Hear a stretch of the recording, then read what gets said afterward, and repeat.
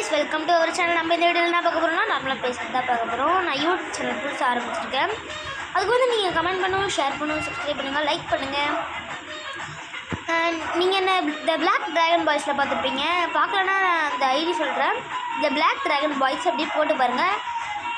நிறைய வீடியோஸ் ஷார்ட்ஸில் வருவேன். இப்போ வந்து நான் என்னோடய ரோப்ளாக்ஸ் ஐடி சொல்கிறேன்.